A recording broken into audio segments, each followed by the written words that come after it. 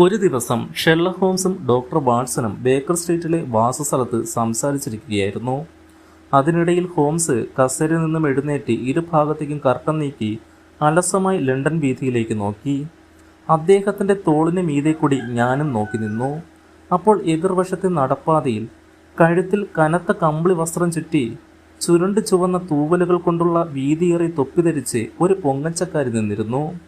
ഭ്രാന്തവും സംശയകരമായ രീതിയിൽ അവൾ ഞങ്ങളുടെ ജനാലിന് നേരെ നോക്കുകയും തെരുവിൻ്റെ അപ്പുറത്തു നിന്ന് ഇപ്പുറത്തേക്ക് വരാൻ ശരീരം മുമ്പോട്ടും പിറകോട്ടും ആയുകയും ചെയ്തിരുന്നു. വിരലുകൾ കയ്യുറയുടെ ബട്ടണുകളിൽ തെരിപ്പിടിച്ചു കൊണ്ടിരുന്നു. പെട്ടെന്ന് ഒരു ചാട്ടത്തിന് അവൾ റോഡ് മുറിച്ചു കടന്നു. പിന്നെ മുറിയുടെ പുറത്ത് മണിയുടെ ചിലമ്പൽ ശബ്ദം കേട്ടു. മിസ് മേരി സദർലാൻഡ് വന്നിരിക്കുന്നു എന്ന് ഭൃത്യൻ അറിയിച്ചു. ആ ഇരുണ്ട ചെറിയ രൂപത്തിനു പിന്നിൽ അവൾ തനിയെ പ്രത്യക്ഷപ്പെട്ടു. ഷെർലക് ഹോംസ് മര്യാദയോടെ അവരെ സ്വാഗതം ചെയ്തു. പിന്നെ വാതിലടച്ചിട്ട് അവളോട് ഇരിക്കാൻ പറഞ്ഞു. സർ, മിസ്സിസ് ഈതറേജിൽ നിന്നും അങ്ങയെക്കുറിച്ച് കേട്ടതിനാലാണ് ഞാൻ വന്നത്. പോലീസും മറ്റെല്ലാവരും മരിച്ചുവെന്ന് കരുതി ഉപേക്ഷിച്ച അവളുടെ ഭർത്താവിനെ അങ്ങ് നിഷ്പ്രയാസം കണ്ടുപിടിച്ചു. ഓ ഹോംസ്, അത്രയും അങ്ങ് എനിക്ക് വേണ്ടിയും ചെയ്യണമെന്ന് ഞാൻ ആഗ്രഹിക്കുന്നു. ഇത്ര തിടുക്കത്തിൽ നിങ്ങൾ എന്നോട് ആലോചിക്കാൻ വന്നത് എന്തിനാണ്? ഹോംസ് ചോദിച്ചു. മിസ് സദർലാൻഡിൻ്റെ മുഖത്തും പിന്നെ ഒരു അമ്പരപ്പുള്ള ഒരു നോട്ടം പ്രകടമായി. അതെ, ഞാൻ വീട്ടിൽ നിന്നും ബഹളമുണ്ടാക്കിയിട്ടാണ് പോന്നത്. കാരണം വിൻഡി ബാങ്ക്, അതായത് എൻ്റെ അച്ഛൻ കൈക്കൊണ്ട ഉദാസീനത കണ്ടിട്ട് എനിക്ക് ദേഷ്യം വന്നു. പോലീസിൽ പോവില്ല, താങ്കളുടെ അടുത്തേക്ക് വരാൻ പറഞ്ഞാൽ വരില്ല, ഒരു കുഴപ്പവും ഉണ്ടായിട്ടില്ലെന്നും പറഞ്ഞ് ഒന്നും ചെയ്യാതെ അദ്ദേഹം ഇരിക്കുന്നത് കണ്ടപ്പോൾ എന്നെ ഭ്രാന്തിയാക്കി. അതിനാൽ എൻ്റെ സാധനങ്ങളും എടുത്ത് നേരെ നിങ്ങളുടെ അടുത്തേക്ക് പോന്നു. നിങ്ങളുടെ അച്ഛനോ? അതോ രണ്ടാനച്ഛനോ? തീർച്ചയായും പേര് വേറെയാണ്. ഹോംസ് തിരക്കി. അതെ, എൻ്റെ രണ്ടാനച്ഛൻ. ഞാൻ അച്ഛനെന്ന് വിളിക്കുന്നു. അതല്പം വിചിത്രമാണെങ്കിലും, കാരണം അയാൾ 5 വർഷവും 2 മാസവും മാത്രം എന്നേക്കാൾ പ്രായക്കൂടുതലുള്ള ഒരു വ്യക്തിയാണ്. നിങ്ങളുടെ അമ്മ ജീവിച്ചിരിക്കുന്നുണ്ടോ? ഉവ്, അമ്മ ആരോഗ്യവതിയായി ജീവിച്ചിരിക്കുന്നു. അച്ഛൻ്റെ മരണശേഷം അത്ര വേഗം അവരെക്കാൾ 15 വയസ്സ് കുറവുള്ള ഒരാളെ വിവാഹം കഴിച്ചത് എനിക്കത്ര ഇഷ്ടമായില്ല. ടോട്ടൻഹാം കോട്ട് റോഡിൽ പൈപ്പിടുന്ന ജോലിയായിരുന്നു എൻ്റെ അച്ഛനെ. അദ്ദേഹം മരിച്ചപ്പോൾ ആ ചെറിയ സ്ഥാപനം അമ്മ ഏറ്റെടുത്ത് ഫോർമാനായ മിസ്റ്റർ ഹാൻഡിയുടെ സഹായത്തോടെ അത് തുടർന്നു നടത്തി. പക്ഷേ മിസ്റ്റർ വിൻഡി ബാങ്ക് വന്നപ്പോൾ അവർ ബിസിനസ് വിറ്റുകളഞ്ഞു. ഈ വിവരണം ഷെർലക് ഹോംസ് ശ്രദ്ധാപൂർവം കേട്ടു. നിങ്ങളുടെ അല്പവരുമാനം ഈ ബിസിനസ്സിൽ നിന്നുള്ളതാണോ? അദ്ദേഹം ചോദിച്ചു. ഓ അല്ല സർ, ഓക്ലൻഡിലെ എൻ്റെ അമ്മാവൻ നെഡ് എനിക്ക് നീക്കി വെച്ചിരുന്നതാണത്. ന്യൂസിലൻഡ് സ്റ്റോക്കിലുള്ള ഓഹരിയുടെ 4.5% കിട്ടും. 2500 പവനാണ് ആ തുക. എന്നാൽ എനിക്ക് പലിശ മാത്രമേ എടുക്കാനാവൂ. ഹോംസ് പറഞ്ഞു. 100 പവൻ വരുന്ന തുക ആണ്ടിൽ കിട്ടിയിരുന്നതിനാൽ നിങ്ങൾക്ക് വലിയ ബുദ്ധിമുട്ട് ഉണ്ടായിട്ടുണ്ടാവില്ല.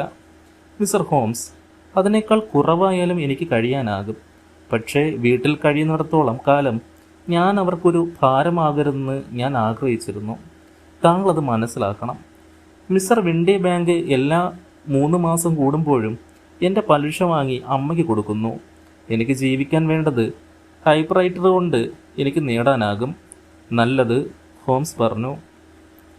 ഇന്ന് നിങ്ങൾ മുമ്പ് സൂചിപ്പിച്ച ഹോസ്മർ ഏഞ്ചലുമായി നിങ്ങളുടെ ബന്ധത്തെക്കുറിച്ച് എല്ലാം തുറന്നു പറയൂ. മിസ് സദർലാൻഡിൻ്റെ മുഖം വിവരണയായി. ജാക്കറ്റിൻ്റെ അരികിൽ വിറയലോടെ പിടിച്ചുകൊണ്ട് അവൾ പറഞ്ഞു.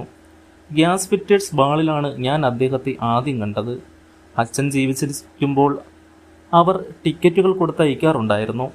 അദ്ദേഹം മരിച്ച ശേഷവും ഞങ്ങളെ ഓർമ്മിച്ചാന്ന് അമ്മയ്ക്ക് ടിക്കറ്റ് അയച്ചു കൊടുത്തിരുന്നു. മിസ്റ്റർ വിൻഡി ബാങ്കിന് ഞങ്ങൾ പോകുന്നത് ഇഷ്ടമായിരുന്നില്ല. ഞങ്ങൾ ഒരിടത്ത് പോകുന്നതും അദ്ദേഹത്തിന് ഇഷ്ടമല്ല. എന്നാൽ ഇത്തവണ ഞാൻ പോകാൻ തന്നെ തീരുമാനിച്ചു. അവസാനം മറ്റൊന്നും നടക്കില്ലെന്നായപ്പോൾ ഫാക്ടറിയുടെ ബിസിനസ്സിനായി അദ്ദേഹം ഫ്രാൻസിലേക്ക് പോയി. ഞാനും അമ്മയും ഞങ്ങളുടെ ഫോർമാനായിരുന്ന മിസ്റ്റർ ഹാൻഡിയോടുമൊത്തും പോയി. അവിടെ വെച്ചാണ് ഞാൻ മിസ്റ്റർ ഹോസ്മർ ഏഞ്ചലിനെ കണ്ടത്. മിസ്റ്റർ വിൻഡി ബാങ്ക് ഫ്രാൻസിൽ നിന്നും മടങ്ങി വന്നപ്പോൾ നൃത്തത്തിന് നിങ്ങളെല്ലാം പോയത് അയാളെ ചൊടിപ്പിച്ചിരിക്കുമല്ലോ, ഹോംസ് പറഞ്ഞു. ഓ ഇല്ല, അതേക്കുറിച്ച് അദ്ദേഹത്തിന് സന്തോഷമായിരുന്നു, ഞാൻ ഓർക്കുന്നു. അദ്ദേഹം തോൾക്കുലുക്കി ചിരിച്ചു. സ്ത്രീകളെ ഒന്നും തടസ്സപ്പെടുത്തുന്നത് കൊണ്ട് വിശേഷമില്ല എന്നും പറഞ്ഞു. അത് ശരി, അങ്ങനെ ഗ്യാസ് ഫിറ്റേഴ്സ് ഡാൻസിന് പോയപ്പോൾ മിസ്റ്റർ ഹോസ്മർ ഏഞ്ചൽ എന്ന മാനിനെ നിങ്ങൾ കണ്ടു. ശരിയാണ് സാർ, ഞാൻ അയാളെ ആ രാത്രി കണ്ടു.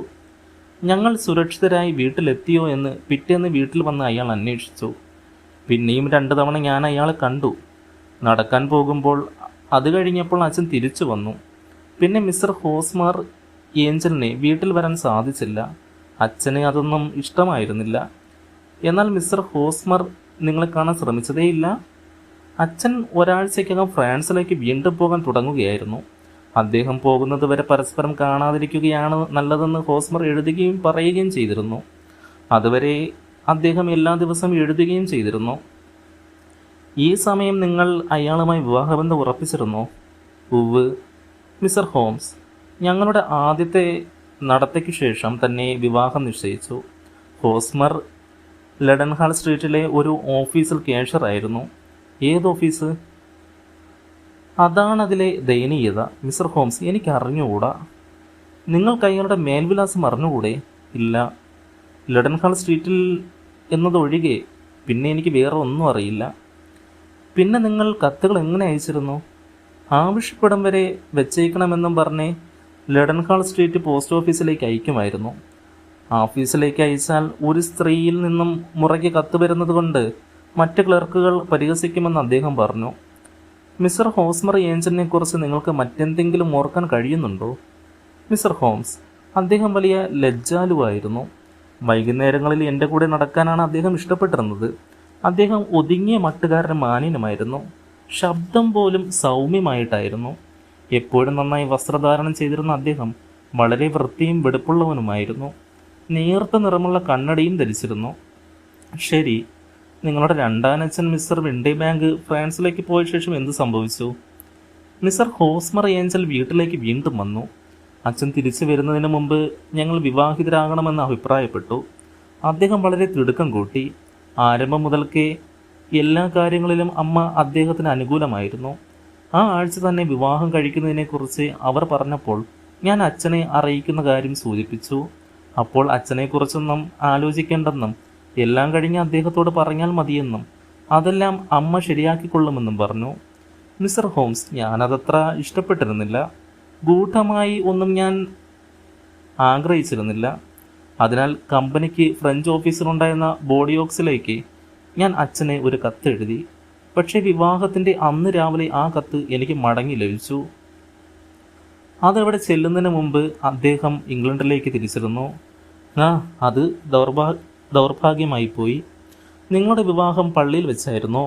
അതെ സാർ, ക്രിംഗ്രോസിനടുത്ത് സെൻറ്റ് സേവിയേഴ്സിൽ വെച്ചായിരുന്നു. പിന്നീട് സെൻറ്റ് പാൻക്രാസ് ഹോട്ടലിൽ വെച്ച് ഭക്ഷണവും. ഹോസ്മർ ഒരു കുതിരവണ്ടിയിലാണ് വീട്ടിൽ വന്നത്. എന്നാൽ ഞങ്ങൾ 2 പേരുണ്ടായിരുന്നതിനാൽ ഞങ്ങളെ അതിൽ കയറ്റി വിട്ടിട്ട് അദ്ദേഹം പുറകെ ആ വഴിയിൽ അപ്പോഴുണ്ടായിരുന്ന 4 ചക്രങ്ങളുള്ള മറ്റൊരു വണ്ടിയിൽ കയറി. ആദ്യം ഞങ്ങൾ പള്ളിയിലെത്തി. അദ്ദേഹം വരുന്നത് നോക്കി ഞങ്ങൾ നിന്നു. പുറകിലത്തെ കുതിരവണ്ടി വന്ന് നിന്നിട്ടും അദ്ദേഹം ഇറങ്ങാതിരുന്നപ്പോൾ വണ്ടിക്കാരൻ ഇറങ്ങി നോക്കി. അവിടെങ്ങും ആരുമില്ലായിരുന്നു. വണ്ടിയിൽ അദ്ദേഹം കയറുന്നത് അയാൾ കണ്ടതാണ്. മിസ്റ്റർ ഹോംസ്, അത് കഴിഞ്ഞ വെള്ളിയാഴ്ചയാണ്. അതിൽ പിന്നെ ഞാനൊന്നും കാണുകയോ കേൾക്കുകയോ ചെയ്തിട്ടില്ല. അദ്ദേഹത്തിന് എന്ത് സംഭവിച്ചു എന്നതിനെപ്പറ്റി എന്തെങ്കിലും വെളിച്ചു നൽകുന്ന ഒന്നും എനിക്ക് അറിഞ്ഞുകൂടാ. നിങ്ങളോട് വളരെ മോശമായി പെരുമാറിയിരിക്കുന്നതായി എനിക്ക് തോന്നുന്നു, ഹോംസ് പറഞ്ഞു. ഇല്ല സാർ, അദ്ദേഹം വളരെ നല്ലവനും ദയാശീലനുമായിരുന്നു. അങ്ങനെ എന്നെ പിരിയാനാവില്ല. എന്തെല്ലാം സംഭവിച്ചാലും ഞാൻ സത്യസന്ധനായിരിക്കണമെന്ന് എല്ലാ ദിവസവും രാവിലെ എന്നോട് അദ്ദേഹം പറയുമായിരുന്നു. മുൻകൂട്ടി കാണാനാവാത്ത എന്തെങ്കിലും ഞങ്ങളെ വേർപ്പെടുത്തുന്നുണ്ടെങ്കിൽ ഞാൻ ചെയ്ത പ്രതിജ്ഞ നിറവേറ്റണമെന്ന് ആവശ്യപ്പെടുന്നുവെന്ന് വിവാഹത്തിൻ്റെ അന്ന് രാവിലെ അദ്ദേഹം പറഞ്ഞിരുന്നു. അതിലെ ഒരർത്ഥമുണ്ടാവില്ലേ? തീർച്ചയായും ഉണ്ടാവും. മുൻകൂട്ടി കാണാനാവുന്ന എന്തോ ദുരന്തം അയാൾക്കുണ്ടായിട്ടുണ്ടെന്ന് കരുതേണ്ടിയിരിക്കുന്നു. അതിരിക്കട്ടെ, നിങ്ങളുടെ അമ്മ ഈ വിവരങ്ങൾ എങ്ങനെ എടുത്തു? അവർക്ക് ദേഷ്യമായിരുന്നു. ഞാൻ ഇക്കാര്യത്തെപ്പറ്റി വീണ്ടും ഒന്നും മിണ്ടിപ്പോകരുതെന്ന് പറഞ്ഞു. നിങ്ങളുടെ അച്ഛനോ? നിങ്ങൾ അയാളോട് പറഞ്ഞോ? ഉവ്, എന്നെപ്പോലെ തന്നെ എന്തോ സംഭവിച്ചു എന്നാണ് അദ്ദേഹവും കരുതിയത്. ഹോസ്മറെക്കുറിച്ച് വീണ്ടും എനിക്ക് കേൾക്കാനാവുമെന്നും അദ്ദേഹം വിശ്വസിച്ചിരുന്നു. എന്നെ പള്ളിവാതിൽക്കരെ കൊണ്ടുവന്നിട്ട് ഉപേക്ഷിക്കാൻ ആർക്കാണ് താല്പര്യമെന്ന് അദ്ദേഹം ചോദിച്ചു. എൻ്റെ ധനം വാങ്ങിയിരുന്നെങ്കിൽ അല്ലെങ്കിൽ എന്നെ വിവാഹം ചെയ്ത് സ്വത്ത് അദ്ദേഹത്തിൻ്റെതാക്കിയിരുന്നുവെങ്കിൽ എന്തെങ്കിലും അർത്ഥമുണ്ടായിരുന്നേനെ. എന്നാൽ പണസംബന്ധമായി ഹോസ്മർ വളരെ സ്വതന്ത്രനായിരുന്നു. എൻ്റെ ഒരൊറ്റ ഷില്ലിംഗ് പോലും ചെലവഴിച്ചിരുന്നില്ല. പിന്നെ എന്ത് സംഭവിച്ചിരിക്കാം? അതേക്കുറിച്ച് ചിന്തിക്കുന്നത് തന്നെ എന്നെ ഭ്രാന്ത് പിടിപ്പിക്കുന്നു. രാത്രി എനിക്ക് ഒരുപോലെ കണ്ണടയ്ക്കാൻ പോലും കഴിയുന്നില്ല. അവൾ ഏങ്ങലടിച്ച് കരയാൻ തുടങ്ങി. നിങ്ങൾക്ക് വേണ്ടി ഞാൻ ഈ കേസ് നോക്കാം, ഹോംസ് എഴുന്നേറ്റ് പറഞ്ഞു. തീർച്ചയായും വ്യക്തമായ ഒരു ഫലം നമുക്കുണ്ടാവുമെന്നതിൽ എനിക്ക് സംശയമില്ല. ഇപ്പോൾ ഇക്കാര്യത്തിൽ ചുമതല എന്നെ ഏൽപ്പിക്കൂ. ഇതേക്കുറിച്ച് ഇനിയും നിങ്ങളുടെ മനസ്സ് പുണ്ണാക്കുകയേ വേണ്ട, ഹോംസ് തുടർന്നു. കുറഞ്ഞ വാക്കുകളിൽ എനിക്ക് അയാളുടെ വ്യക്തമായ ഒരു വിവരണം വേണം. എനിക്ക് തരാവുന്ന കത്തുകളുണ്ടെങ്കിൽ അതും. കഴിഞ്ഞ ശനിയാഴ്ച ക്രോണിക്കിളിൽ ഞാൻ പരസ്യം കൊടുത്തിരുന്നു, അവൾ പറഞ്ഞു. ഇതാ ആ കുറിപ്പ്. ഇതാ അദ്ദേഹത്തു നിന്നുള്ള 4 കത്തുകളും. നന്ദി. നിങ്ങളുടെ വിലാസമോ? 31 ലിയോൺ പ്ലേസ്, കോംബർവാൾ. നിങ്ങളുടെ അച്ഛൻ്റെ ജോലിസ്ഥലം എവിടെയാണ്? ഫെൻചർച്ച് സ്ട്രീറ്റിലെ പ്രസിദ്ധ വീഞ്ഞ് ഇറക്കുമതിക്കാരായ വെസ്റ്റ് ഹൗസ് ആൻഡ് മാർക്കി ബാങ്കിനു വേണ്ടി യാത്ര ചെയ്യുകയാണ് അച്ഛൻ. നന്ദി. നിങ്ങളുടെ കടലാസുകൾ ഇവിടെ തന്നേക്കൂ. എല്ലാ സംഭവങ്ങളും ഒരു മുദ്ര പതിച്ച പുസ്തകമായിരിക്കട്ടെ. നിങ്ങളുടെ ജീവിതത്തെ ബാധിക്കാനിടയാകരുത്. മിസ്റ്റർ ഹോംസ്, നിങ്ങൾ ദയാലുവാണ്. പക്ഷെ ഞാൻ ഹോസ്മറോട് വിശ്വസ്തനായിരിക്കും. അദ്ദേഹം തിരിച്ചെത്തുമ്പോൾ ഞാൻ തയ്യാറായിരിക്കും. ചെറിയ കടലാസുകെട്ടിൽ മേശപ്പുറത്തിട്ടിട്ട് ഇനി ആവശ്യപ്പെട്ട് വിളിക്കുമ്പോൾ വരാമെന്ന് ഉറപ്പിന്മേൽ അവൾ പോയി. കുറച്ചു നേരത്തേക്ക് ഷെർലക് ഹോംസ് നിശബ്ദനായിരുന്നു. ആ പെണ്ണ് തികച്ചും രസകരമായ പഠന വസ്തുവാണ്, അദ്ദേഹം അഭിപ്രായപ്പെട്ടു. വാട്സൺ, മിസ്റ്റർ ഹോസ്മർ ഏഞ്ചലിനെ കുറിച്ചുള്ള പരസ്യം നിങ്ങളൊന്ന് വായിക്കൂ. അച്ചടിച്ച ആ കുറിപ്പ് ഞാൻ വെളിച്ചത്തിന് നേരെ പിടിച്ചു. കാണാതായി. 14-ാം തീയതി രാവിലെ ഹോസ്മർ ഏഞ്ചൽ എന്ന് പേരുള്ള മാനിനെ. ഏതാണ്ട് 5 അടി 7 ഇഞ്ച് പൊക്കം, കരുത്തുറ്റ ശരീരം, വിളറിയ നിറം, കറുത്ത തലമുടി, നടുക്കായി അല്പം കഷണ്ടി, കരുത്തുറ്റ കൃതാവുകളും മീശയും, നേർത്ത നിറമുള്ള കണ്ണട, സംസാരത്തിൽ അല്പം വൈകല്യം. അവസാനം കണ്ടപ്പോൾ ധരിച്ചിരുന്നത് സിൽക്ക് കൊണ്ട് മുൻഭാഗം തുന്നിയിരുന്ന കറുത്ത കോട്ടാണ്. കറുത്ത മാർച്ചട്ടയും സ്വർണ്ണ ആൽബർട്ട് ചെയിനും ഹാരിസ് ടൂട്ട് ട്രൗസറുകളും ബൂട്ടുകളിൽ തവിട്ട് കാലുറകളും. ലഡൻഹാൾ സ്ട്രീറ്റിലെ ഒരു ഓഫീസിൽ ജോലി ചെയ്യുന്നതായി അറിയപ്പെടുന്നു. അതുമതി, ഹോംസ് പറഞ്ഞു. ആ എഴുത്തുകളെ സംബന്ധിച്ചിടത്തോളം അവയിൽ നോക്കി അദ്ദേഹം പറഞ്ഞു, അവ സാധാരണമാണ്. മിസ്റ്റർ ഏഞ്ചലിനെ കുറിച്ചൊരു സൂചന പോലുമില്ല. മാത്രവുമല്ല, അവ ടൈപ്പും ചെയ്തിരിക്കുന്നു. ഒപ്പ് പോലും ടൈപ്പ് ചെയ്തിരിക്കുകയാണ്. നോക്കൂ, ആ അടിയിലെ വൃത്തിയായ ചെറിയ ഹോസ്മർ ഏഞ്ചൽ അവിടെ ഒരു തീയതി വെച്ചിട്ടുണ്ട്. പക്ഷേ തിരുത്തെടുത്തോ വിലാസമോ ഒന്നുമില്ല. ഒപ്പിനെക്കുറിച്ചുള്ള ആ കാര്യം വളരെ അർത്ഥവത്താണ്. സത്യത്തിൽ നമുക്കതിനെ നിർണായകമെന്ന് വിളിക്കാം. എന്തായിരുന്നാലും ഞാൻ 2 കത്തുകൾ എഴുതാം. ഒന്ന് പട്ടണത്തിലെ ഒരു സ്ഥാപനത്തിനാണ്, മറ്റേത് ഈ യുവതിയുടെ രണ്ടാനച്ഛനായ മിസ്റ്റർ വിൻഡി ബാങ്കിനെ. നാളെ 6 മണിക്ക് ഇവിടെ നമ്മളെ കാണാനെത്തുമോ എന്ന് ചോദിച്ചുകൊണ്ട്. അപ്പോൾ ഡോക്ടർ ആ കത്തുകൾക്ക് മറുപടി വരും. അതുവരെ നമുക്ക് ഒന്നും ചെയ്യാനില്ല. അടുത്ത ദിവസം വീട്ടിലെത്തുമ്പോൾ പകുതി ഉറക്കത്തിൽ ഒറ്റയ്ക്ക് കഴിയുന്ന ഷെർലക് ഹോംസിനെയാണ് ഞാൻ കണ്ടത്. ആ രഹസ്യത്തിൻ്റെ കുരു കഴിച്ചോ? ഞാൻ ചോദിച്ചു. ആ തെമ്മാടിയെ പിടിക്കാൻ നിയമമില്ലെന്ന ഒരൊറ്റ ന്യൂനതയേ ഉള്ളൂ എന്നെനിക്ക് തോന്നുന്നു, ഹോംസ് പറഞ്ഞു. ആരാണവൻ? മിസ്റ്റർ സദർലാൻഡിനെ ഉപേക്ഷിക്കാൻ എന്താണ് കാരണം? ഹോംസ് മറുപടി പറയാൻ ചുണ്ട് പിളർത്തും മുമ്പ് ഘനമാർന്ന കാലടി ശബ്ദവും വാതിൽക്കൽ മുട്ടും കേട്ടു. അത് ആ പെണ്ണിൻ്റെ രണ്ടാനച്ഛൻ മിസ്റ്റർ ജെയിംസ് വിൻഡി ബാങ്കാണ്, ഹോംസ് പറഞ്ഞു. അയാൾ 6 മണിക്ക് ഇവിടെ എത്തുമെന്ന് എനിക്ക് എഴുതിയിരുന്നു. വരൂ. കടന്നു വന്ന മനുഷ്യൻ കരുത്തുറ്റ മധ്യവയസ്കനായിരുന്നു. വൃത്തിയായി ഷേവ് ചെയ്തിട്ടുണ്ട്. വശീകരിക്കുന്ന സൗമ്യമായ പെരുമാറ്റവും തീഷ്ണയാർന്ന തുളച്ചു കയറുന്ന ചാര കണ്ണുകളും. ഞങ്ങളെ 2 പേരെയും അയാൾ നോക്കി. തിളങ്ങുന്ന തൊപ്പി സൈഡ് ബോർഡിൽ വെച്ചു. എന്നിട്ട് അടുത്തുണ്ടായിരുന്ന കസേരയിലേക്ക് ചാഞ്ഞു. Good evening mister James, Holmes പറഞ്ഞു. ഈ ടൈപ്പ് ചെയ്ത കത്ത് നിങ്ങളുടേതാണെന്ന് തോന്നുന്നു. ഇന്ന് 6 മണിക്ക് ഒരു കൂടിക്കാഴ്ചയ്ക്ക് നിങ്ങളതിൽ സമ്മതിച്ചിട്ടുണ്ടല്ലോ. ഉവ് സാർ, ഞാനല്പം താമസിച്ചു പോയോ എന്നെനിക്ക് ഭയമുണ്ട്. മിസ്സസ് സദർലാൻഡ്, ഈ നിസ്സാര കാര്യത്തിന് നിങ്ങളെ ബുദ്ധിമുട്ടിക്കുന്നതിൽ എനിക്ക് ഖേദമുണ്ട്. എൻ്റെ ആഗ്രഹത്തിന് എതിരായിട്ടാണ് അവൾ വന്നത്. ഒരു വിഷയത്തിൽ മനസ്സുറച്ചാൽ പിന്നെ അവളെ എളുപ്പം നിയന്ത്രിക്കാൻ വിഷമമാണ്. ഒരു കുടുംബ ദൗർഭാഗ്യം ഇതുപോലെ പുറത്തു പറയുന്നത് അത്ര നന്നല്ല. മാത്രമല്ല അതൊരു പാഴ്വേലയുമാണ്. കാരണം ഈ ഹോസ്മർ ഏഞ്ചലിനെ നിങ്ങൾക്ക് എങ്ങനെ കണ്ടുപിടിക്കാനാവും? നേരെ മറിച്ച് ഹോസ്മർ ഏഞ്ചലിനെ കണ്ടുപിടിക്കുന്നതിൽ വിജയിച്ചിരിക്കുന്നുവെന്ന് വിശ്വസിക്കാൻ എനിക്കെല്ലാ ന്യായങ്ങളുമുണ്ട്, ഹോംസ് പറഞ്ഞു. മിസ്റ്റർ വിൻഡി ബാങ്ക് ഒന്ന് വല്ലാതെ ഞെട്ടി. തൻ്റെ കയ്യുറ താഴത്തിട്ടു. ഇത് കേട്ട് ഞാൻ സന്തോഷിക്കുന്നു, അയാൾ പറഞ്ഞു. അതൊരു വല്ലാത്ത കാര്യമാണ്, ഹോംസ് തുടർന്നു. ഒരാളിൻ്റെ കൈയെഴുത്തിനടുത്തോളം വ്യക്തിത്വം ടൈപ്പ് റൈറ്ററുകളിലുമുണ്ട്. മിസ്റ്റർ വിൻഡി ബാങ്ക്, നിങ്ങളുടെ ഈ കുറിപ്പിൽ എല്ലാറ്റിനും ഒരല്പം ചെരിവ് ഈയുടെ മുകളിലുണ്ട്. ആറിൻ്റെ വാലിൽ അല്പം കുഴപ്പമുണ്ട്. പിന്നെയും ചില പ്രത്യേകതകളുണ്ടെങ്കിലും ഇവയാണ് വളരെ വ്യക്തമായത്. ഓഫീസിലെ എഴുത്തുകളെല്ലാം നിങ്ങൾ ഈ മെഷീൻ കൊണ്ടാണ് ചെയ്യുന്നത്. അതല്പം തേങ്ങതാണെന്നതിന് സംശയമില്ല. ഞങ്ങളുടെ സന്ദർശകൻ തിളങ്ങുന്ന ചെറിയ കണ്ണുകളിൽ ഹോംസിനെ തുറച്ചു നോക്കിക്കൊണ്ട് അഭിപ്രായപ്പെട്ടു. മിസ്റ്റർ വിൻഡി ബാങ്ക്, കാണാതായ ഒരു മനുഷ്യൻ അയച്ചതെന്ന് ഉദ്ദേശിക്കുന്ന 4 കത്തുകൾ എൻ്റെ കൈവശമുണ്ട്. അവയെല്ലാം ടൈപ്പ് ചെയ്തവയാണ്.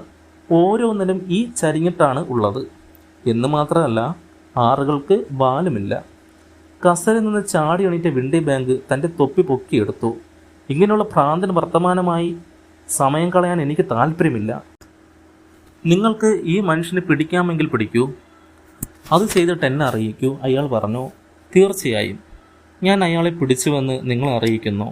വാതിലിനടുത്തേക്ക് നടന്ന് പൂട്ടിൽ താക്കോലോട് തിരിച്ച ശേഷം ഹോംസ് പറഞ്ഞു. എന്ത്? എവിടെ?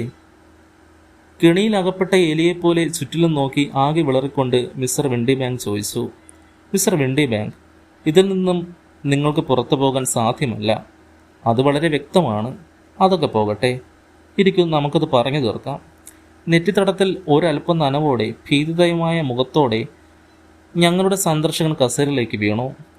വിൻഡി ബാങ്ക്, ഇത് ക്രൂരമാണ്, സ്വാർത്ഥതയാണ്, നീചമായ ഹൃദയശൂന്യമായ വേലയാണ്. ശരി, ഞാൻ ആ സംഭവത്തെക്കുറിച്ച് വിവരിക്കാം. എനിക്ക് തെറ്റുന്നുവെങ്കിൽ നിങ്ങൾ തിരുത്തണം. തീർത്തും തകർന്നവനെ പോലെ തല മാറിടത്തിലേക്ക് കുനിച്ച് ആ മനുഷ്യൻ ക്ഷോഭത്തോടെ കസേരയിൽ ചുരുണ്ടുകൂടി. ഹോംസ് സംസാരിച്ചു തുടങ്ങി. തന്നെക്കാൾ പ്രായക്കൂടുതലുള്ള ഒരു സ്ത്രീയെ അവളുടെ ധനം മോഹിച്ച് വിവാഹം കഴിച്ച ഒരാളാണ് താങ്കൾ. മകളുടെ ധനം അവൾ കൂടി താമസിച്ചിടത്തോളം കാലം അയാൾക്ക് ഉപയോഗിക്കാൻ കഴിയുന്നു. അതിൻ്റെ നഷ്ടം വളരെ ബുദ്ധിമുട്ടുണ്ടാക്കിയിരുന്നു. അതിനാൽ അത് നിലനിർത്താൻ വേണ്ട ശ്രമം നടത്തേണ്ടിയിരുന്നു. മകൾ നല്ലവളും സ്നേഹമുള്ളവളും ആയിരുന്നു. എങ്കിലും അവൾ വിവാഹിതയാകുക എന്നത് നിങ്ങൾക്ക് സഹിച്ചിരുന്നില്ല. കാരണം വർഷം 100 പവൻ നഷ്ടപ്പെടുത്തേണ്ടിയിരുന്നേനെ. അതിനാൽ അത് തടയാൻ അവളുടെ രണ്ടാനച്ഛന് എന്തു ചെയ്യാനാകും? അവളെ പിടിയിൽ നിർത്താൻ വ്യക്തമായ മാർഗം തന്നെ അയാൾ സ്വീകരിച്ചു. അവളുടെ പ്രായത്തിലുള്ളവരുമായി ചങ്ങാത്തം പിടിക്കുന്നത് തടഞ്ഞു. അവളെ വീട്ടിൽ തന്നെ നിർത്താൻ അയാൾ ശ്രമിച്ചു. എന്നാൽ എക്കാലത്തേക്കും അത് പോരെന്ന് അയാൾ കണ്ടു. ഭാര്യയുടെ അംഗീകാരത്തോടും അറിവോടും കൂടി അയാൾ വേഷം മാറി. തീക്ഷ്ണമായ ആ കണ്ണുകൾ നിറമുള്ള കണ്ണട കൊണ്ട് മറച്ചു. മുഖത്ത് കൊമ്പൻ മീശയും വമ്പൻ കൃതാവും വെച്ചു. ആ പെണ്ണിൻ്റെ ഷോർട്ട് സൈറ്റിൽ നിന്നും ശരിക്കും മുതലെടുത്തുകൊണ്ട് അയാൾ മിസ്റ്റർ ഹോസ്മർ ഏഞ്ചലായി. അയാൾ തന്നെ അവളെ പ്രേമിച്ചുകൊണ്ട് മറ്റ് കാമുകിമാരെ അകറ്റി. അത് ആദ്യം തമാശ മാത്രമായിരുന്നു, ഞങ്ങളുടെ സന്ദർശകൻ പറഞ്ഞു. അവളത് തുടർന്നു പോകുമെന്ന് ഞങ്ങൾ ഒരിക്കലും വിചാരിച്ചില്ല. രണ്ടാനച്ഛന് ഫ്രാൻസിലാണെന്ന വിശ്വാസമുണ്ടാക്കിയിരിക്കുന്നതിനാൽ ഒരു നിമിഷത്തേക്ക് പോലും ചതിയുടെ സംശയം അവളുടെ മനസ്സിൽ ഉണ്ടായിട്ടില്ല. മിസ്റ്റർ ഏഞ്ചൽ സന്ദർശനം തുടങ്ങി. സമാഗതങ്ങളുണ്ടായി. വിവാഹ വാഗ്ദാനവുമായി. ആ പെൺകുട്ടിയുടെ സ്നേഹം മറ്റൊരാളിലേക്ക് തിരിയാതെ അത് രക്ഷിച്ചു. എന്നാൽ ആ ചതി എക്കാലത്തേക്ക് തുടരാൻ പറ്റിയില്ല. അതുകൊണ്ടാണ് വേദപുസ്തകം സാക്ഷിയാക്കി വിശ്വസ്തയെക്കുറിച്ചുള്ള ശബ്ദങ്ങൾ നിർബന്ധിച്ച് വാങ്ങിയത്. അതുകൊണ്ട് തന്നെയാണ് വിവാഹ ദിവസം രാവിലെ എന്തോ സംഭവിക്കാൻ സാധ്യതയുണ്ട് എന്ന സൂചനകൾ കൊടുത്തതും. മിസ് സദർലാൻഡ് ഹോസ്മർ ഏഞ്ചലുമായി അത്രമാത്രം ബന്ധപ്പെടണമെന്നും വരാൻ പോകുന്ന 10 വർഷത്തേക്ക് അവൾ മറ്റൊരാളെ ശ്രദ്ധിക്കരുതെന്നും ജെയിംസ് വിൻഡി ബാങ്ക് ആഗ്രഹിച്ചു. പിന്നീട് സൗകര്യപൂർവ്വം അപ്രത്യക്ഷനായി. ഹോംസ് സംസാരിച്ചു കൊണ്ടിരിക്കുമ്പോൾ ഞങ്ങളുടെ സന്ദർശകൻ തൻ്റെ മനസാന്നിധ്യം വീണ്ടെടുത്തിരുന്നു. വിളറിയ മുഖത്ത് പുച്ഛഭാവത്തോടെ അയാൾ കസേരയിൽ നിന്നും എഴുന്നേറ്റു. മിസ്റ്റർ ഹോംസ്, അതങ്ങനെയാവാം, അല്ലാതാവാം, അയാൾ പറഞ്ഞു. പക്ഷേ നിങ്ങൾ അത്രത്തോളം തീക്ഷ്ണ ബുദ്ധിയാണ് എങ്കിൽ അപ്പോൾ നിയമം ലംഘിക്കുന്നത് നിങ്ങൾ തന്നെയാണ്. ആ വാതിലടച്ച് പൂട്ടിയിരിക്കുന്നതിനെ താങ്കൾ നിയമവിരുദ്ധമായി തടഞ്ഞു വയ്ക്കൽ, കയ്യേറ്റം എന്നിവയ്ക്ക് ശിക്ഷിക്കപ്പെട്ടേക്കാം. വാതിലിൻ്റെ പൂട്ട് തുറന്നിട്ടുകൊണ്ട് ഹോംസ് പറഞ്ഞു, നിങ്ങൾ പറയും പോലെ നിയമത്തിന് നിങ്ങളെ തൊടാനാവില്ല. എന്നാൽ നിങ്ങളെക്കാൾ കൂടുതൽ ശിക്ഷ അർഹിക്കുന്ന മറ്റൊരാൾ ഒരിക്കലും ഉണ്ടാകുകയില്ല. ആ യുവതിക്ക് ഒരു സഹോദരനോ സുഹൃത്തോ ഉണ്ടെങ്കിൽ അയാൾ നിങ്ങളെ ചവിട്ടി മെതിക്കും. പെട്ടെന്ന് തന്നെ മുറിയുടെ കനത്ത വാതിൽ വലിച്ചു തുറക്കപ്പെട്ട സ്വരം കേട്ടു. മിസ്റ്റർ ജെയിംസ് വിൻഡിബാങ്ക് റോഡിലൂടെ ആവുന്നത്ര വേഗം ഓടുന്നത് ജനലിലൂടെ കാണുവാൻ ഞങ്ങൾക്ക് കഴിഞ്ഞു, ഹോംസ് പറഞ്ഞു. നിർദ്ധയനായ തെമ്മാടി. അയാൾ ഒരു കുറ്റത്തു നിന്നും മറ്റൊരു കുറ്റത്തിലേക്ക് ഉറപ്പായി എത്തും. അവസാനം അതിഹീനമായ എന്തെങ്കിലും ചെയ്ത് കഴിമരത്തിലൊടുങ്ങും. താങ്കൾ എങ്ങനെയാണ് ഇയാളുടെ കള്ളം കണ്ടുപിടിച്ചത്? ഞാൻ ചോദിച്ചു. ഈ മനുഷ്യൻ പണിയെടുത്ത സ്ഥാപനം എനിക്കറിയാമായിരുന്നു. അച്ചടിച്ചു കിട്ടിയ വിവരണങ്ങളിൽ നിന്നും പ്രച്ഛന്നതയോടെ എല്ലാം ഞാൻ ഒഴിവാക്കി. മേൽമീശ, കണ്ണട, ശബ്ദം, എന്നിട്ട് ഞാനത് ആ സ്ഥാപനത്തിന് അയച്ചു കൊടുത്തു. അവരുടെ പ്രതിനിധികളിൽ ആരുടെയെങ്കിലും വിവരണങ്ങളുമായി അത് യോജിക്കുന്നുണ്ടോ എന്നറിയാൻ ഞാൻ അഭ്യർത്ഥിച്ചു. ടൈപ്പ്റൈറ്ററിൻ്റെ പ്രത്യേകതകൾ ഞാൻ ശ്രദ്ധിച്ചിരുന്നു. ഇവിടെ വരാമോ എന്ന് ചോദിച്ചുകൊണ്ട് അയാളുടെ ഔദ്യോഗിക വിലാസത്തിൽ ഞാൻ എഴുതുകയും ചെയ്തു. പ്രതീക്ഷിച്ചത് പോലെ അയാളുടെ മറുപടി ടൈപ്പ്റൈറ്റിൽ നിന്നുമാണ് എനിക്ക് ലഭ്യമായത്. മിസ് സെതർലാൻഡിന് വന്ന കത്തുകളും ഈ കത്തും ഒരേ ടൈപ്പ്റൈറ്ററിൽ നിന്നുള്ളവയാണെന്ന് എനിക്ക് മനസ്സിലായി. ഫെൻചർച്ച് തെരുവിലെ വെസ്റ്റ് ഹൗസ് ആൻമാർക്ക് ബാങ്കുകാരുടെ കത്തും എനിക്ക് അതേ തപാലിൽ കിട്ടി. വിവരണം അവരുടെ ജോലിക്കാരനായ വിൻഡിബാങ്കിൻ്റെ വിവരണവുമായി എല്ലാ കാര്യങ്ങളിലും യോജിക്കുന്നു എന്നവർ അറിയിച്ചു. മിസ് സെതർലാൻഡോ? അവരോട് പറഞ്ഞാൽ അവർ വിശ്വസിക്കില്ല. സ്ത്രീകളെ കാര്യങ്ങൾ ബോധ്യപ്പെടുത്താൻ പ്രയാസമാണ്. ഹോംസ് ചിരിച്ചു. തുടരും.